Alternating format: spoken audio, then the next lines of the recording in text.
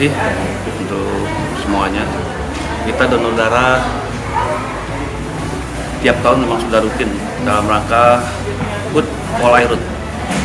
Walaupun ada pun tidak ada Polairut, kami dari Direktorat Polairut selalu siap andai kata dimanakan dibutuhkan darah. Ini kegiatan ini dalam rangka HUT Polairut yang ke-70 dengan tema bisa dilihat